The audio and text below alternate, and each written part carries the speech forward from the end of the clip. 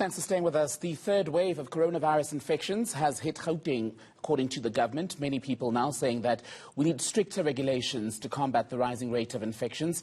The suspension of contact sport at schools is among the issues being debated currently. Let's take this up with Gauteng Education MEC Panyaza Lesufi, who's joining us from Johannesburg, I believe. MEC, always good to speak to you. So let's start with that very question. Do you, as the Gauteng Education Department, support calls to suspend contact sport at this point?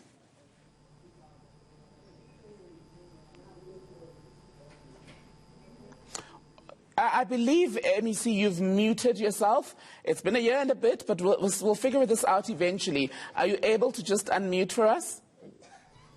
Yeah, can you hear me now? There you go. My question to you was, do you support the suspension of contact sport now that Gauteng is in the third wave?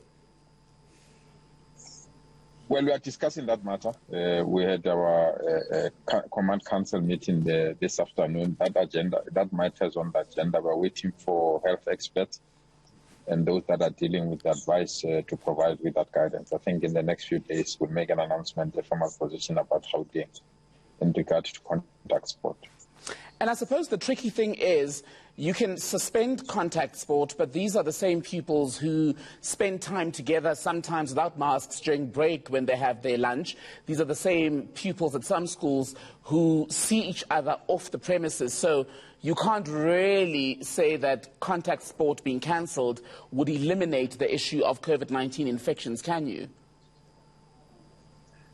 It's safety first, so we must be guided by the need to ensure that everyone is protected. So if everyone is protected, then we can then relax regulations slowly until we are quite sure that we are all safe. I think at this present moment, my view will be safety first. If we can continue protecting and adhering to strict health regulations and monitor the numbers closely, as soon as we are quite aware that the numbers are no longer that high, we then can review whatever that we need to review. But what must influence and guide us? It's safety first.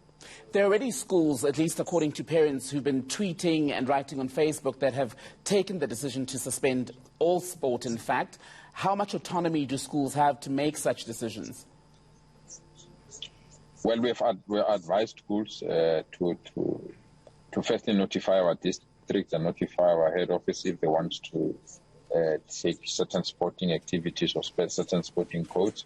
We've advised them to get permission first, and our team goes and they will then analyze the proposals. If the proposals ensures that, for example, you take a sport like chess, I mean, it's played by two people that are social distancing, so you can't say they can't play. But if you bring a sport like rugby, cricket, and other things, you've got high numbers, so we'll then evaluate it on the basis of that. So it depends on the sporting code, and on the basis of that, we determine whether that sport should proceed or not. What about pupil numbers? The Education Department, neither in the province or at national level, has not said that all pupils must go back to attending school 5 days a week. Can schools make that decision on their own? I'm told the decision is imminent. It can happen later this week or early next week. We have discussed it as MECs and the minister, and then they were presented it to the national team. And the national team, I'm quite aware, they've debated it and discussed it. So that is why I'm saying a decision is imminent when the learners can come back. Obviously, we need to monitor the clock here being numbers of those that are infected, those that are vaccinated, but at the same time, monitor the number of those that are dying. So we have to balance it. So, but a decision is imminent on whether the primary school learners have to come back, all of them. As Gauteng, it's open secret. We've put a motivation that we really believe on the basis of advice that we've received from our experts that learners or children are not carriers of the virus and therefore can be allowed to come. How many teachers and pupils currently in Gauteng have been infected with the virus, and how many schools have actually seen an interruption in lessons as a result?